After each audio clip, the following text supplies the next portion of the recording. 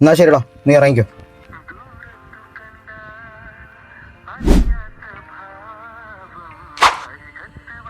ഞാൻ ഒരുപാട് ലേറ്റ് ആയോ? കുഴപ്പമില്ല. എന്ത് പറ്റി? നേരിട്ട് കണ്ടപ്പോ ഒന്നും പറയാനില്ലേ? നമ്മൾ കുറച്ചു നേരം വണ്ടി എവിടെയെങ്കിലും ഒതുക്കല്ലേ. നിങ്ങളെപ്പോലുള്ള സെലിബ്രിറ്റി നമ്മളെ മെസ്സേജിന് റിപ്ലൈ ചെയ്തും സ്വപ്നത്തിൽ പോലും വിചാരിച്ചില്ല.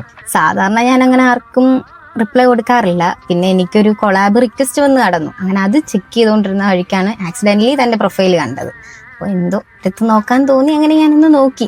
സോഷ്യൽ മീഡിയയിലൊക്കെ വൈറലായിട്ട് നിൽക്കുന്ന ആളല്ലേ, ഒരു ക്യൂരിയോസിറ്റി കൊണ്ട് മെസ്സേജ് ഇട്ടതാ. പ്രൊഫൈൽ കണ്ടപ്പോ ആള് ജെന്യൂൻ ആണെന്ന് തോന്നി. അതാ റിപ്ലൈ വന്ന. വീട്ടിലാരൊക്കെ ഉണ്ട്? പ്രൊഫൈലില് ഫാമിലി പിക്ക് ഒന്നും കണ്ടില്ലല്ലോ. വീട്ടിൽ ഉമ്മായി ഞാനും മാത്രമേ ഉള്ളൂ. അപ്പൊ വാപ്പായോ? തനിക്കൊരു ഗിഫ്റ്റ് കൊണ്ടുവന്നിട്ടുണ്ട്. ഗിഫ്റ്റ് എങ്ങനെയുണ്ട്? കൊള്ളാവോ? കൊള്ളാം. ബ്ലാക്ക് എന്റെ ഫേവറേറ്റ്. പാപ്പ ഒരു ഷുഗർ പേഷ്യൻ്റ് ആയിരുന്നു. 2 കൊല്ലം മുമ്പ് ബസ്സിൽ യാത്ര ചെയ്യുന്ന സമയത്ത് ഷുഗർ ഒന്ന് ലോ ആയി.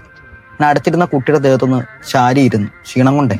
അപ്പോൾ ആ കുട്ടി അത് മോശമായിട്ട് ചിത്രീകരിച്ച് സോഷ്യൽ മീഡിയയിൽ പോസ്റ്റ് ചെയ്തു. അങ്ങനെ ആ വീഡിയോ അങ്ങ് വൈറലായി. ഇപ്പോൾ ആ കുട്ടി വലിയ സെലിബ്രിറ്റി ആക്കിയാൽ അവിടം വരില്ലെന്ന് എനിക്കറിയത്തുള്ളൂ. പിന്നീട് അദ്ദേഹത്തിൻ്റെ ജീവിതത്തിൽ എന്താ ഉണ്ടായെന്ന് എനിക്കറിയാമോ? സത്യാവസ്ഥ എന്തോന്നറിയാതെ ഈ സമൂഹവും നാട്ടുകാരും എൻ്റെ വാപ്പായും കുറ്റപ്പെടുത്തി. ആ വേദനയും വിഷമം കാരണം ഒരു മുഴം കയറിൽ എൻ്റെ വാപ്പ അങ്ങ് ജീവിതം അവസാനിപ്പിച്ചു. ഇത്രയൊക്കെ ചെയ്തു കൂട്ടിയ നിനക്ക് കിട്ടിയതാ വെറും 22 ദിവസത്തെ ജയിൽവാസം, സെലിബ്രേറ്റ് എന്നുള്ള പേരും. നിന്നെ പോലുള്ള ഒരുത്തി ഇനി ജീവിച്ചിരിക്കണ്ട.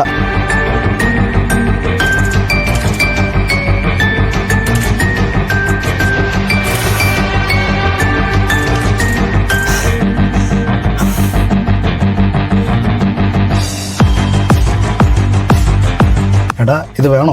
എൻ്റെ വാപ്പാക്ക് കിട്ടാത്ത നീതി ഇവിടെ ഒരുത്തിക്കും വേണ്ട. കൂടിപ്പോയാൽ കുറച്ച് ദിവസം പോയി അകത്ത് കിടക്കണം.